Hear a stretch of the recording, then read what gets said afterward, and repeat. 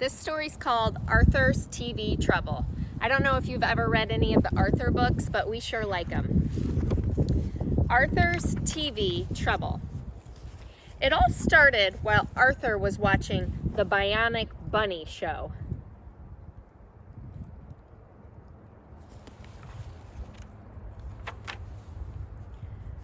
"Dogs love 'em," said the announcer. "The amazing treat timer. Treat your pet to treat timer. Only $19.95. Treats may vary. Batteries not included. If you love your pet, get a treat timer." "Wow," said Arthur. "Pal needs one of those."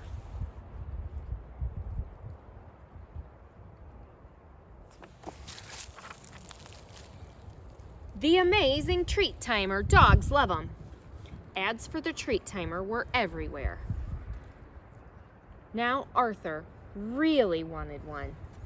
Arthur counted his money. DW helped. "Even with all my birthday money," he said, "I only have $10.03. "I know what you're thinking," DW said. She ran to protect her cash register.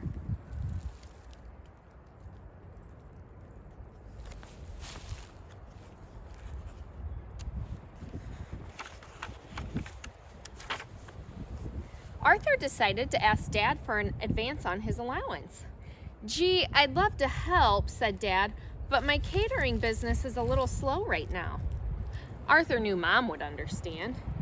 "Money doesn't grow on trees," said Mother, "and I think Pal likes treats from you, not from a machine."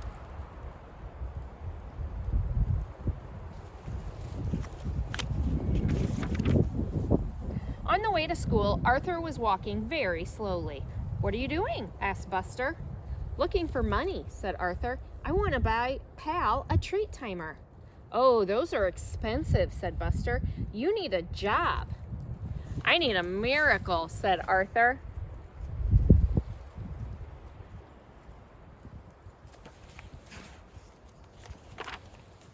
At school, while everyone else took the spelling test, Arthur daydreamed about the treat timer.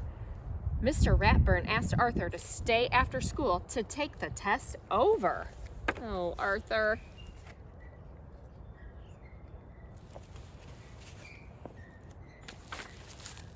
Arthur took the long way home so he could think of a good excuse for why he was late.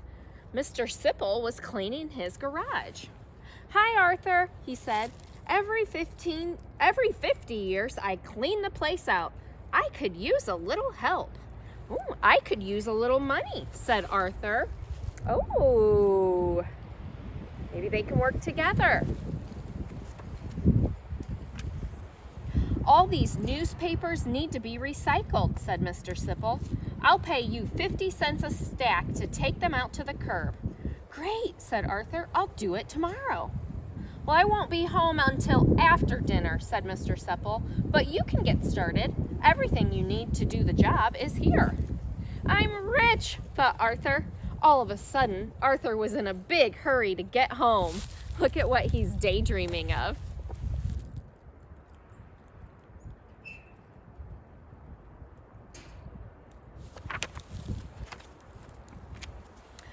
"I've got a job," cried Arthur. "Now I can buy a treat timer."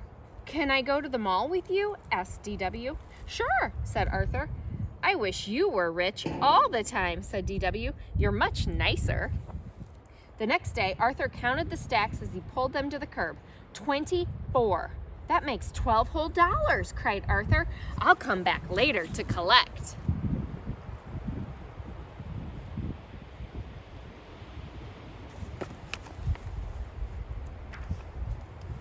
"You look exhausted," said DW when Arthur got home.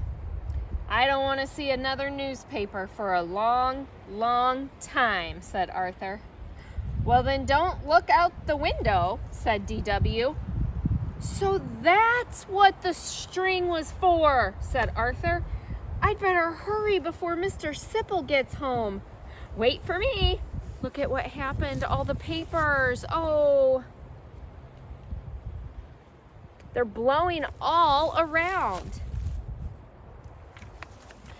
"You're in big trouble," said DW. "You missed some over there, These stacks could be a lot neater. Are you using double knots? Well, nice work, said Mr. Sipple when he got home. Here's your $12. Thank you, sir, said Arthur. I helped, said DW. Don't I get something? You get a trip to the mall. Remember, said Arthur.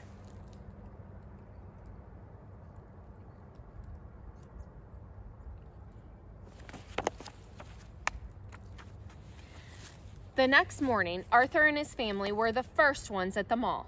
Arthur put his money on the counter. 1 treat timer, please, he said. Oh, it looks bigger on TV, said Arthur when he saw the box. Well, you assemble it, of course, said the salesperson. And remember, all sales are final. All sales are final. That means no returns.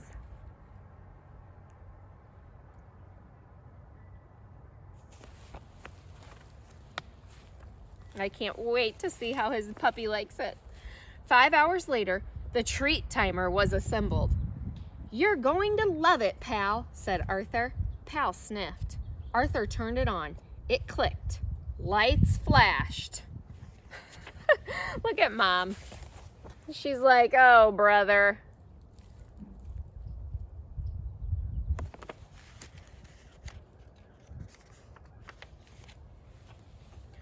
Treats shot out like rockets. Pal let out a loud bark and ran for cover. Turn it off, yelled Mom. I'm trying to, said Arthur, but I think it's broken. And remember, said DW, all sales are final. Arthur went to his room to be alone.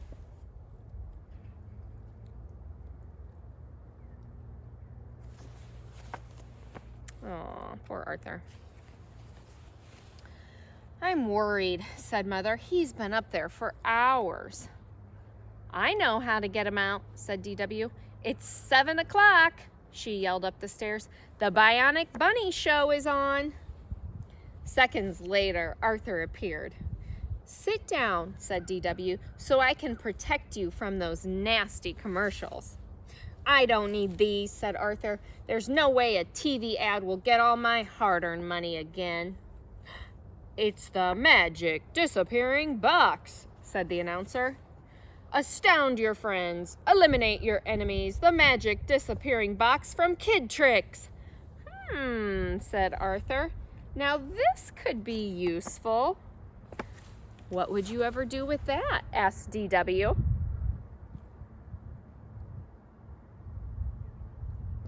If you know Arthur and you know DW, what do you think he'd want to do with the magic disappearing box? Oh, said Arthur, you might be surprised. Look what he's daydreaming about.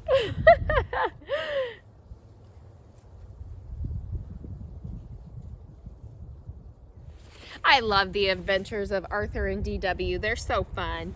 Have a great day, you guys. See ya.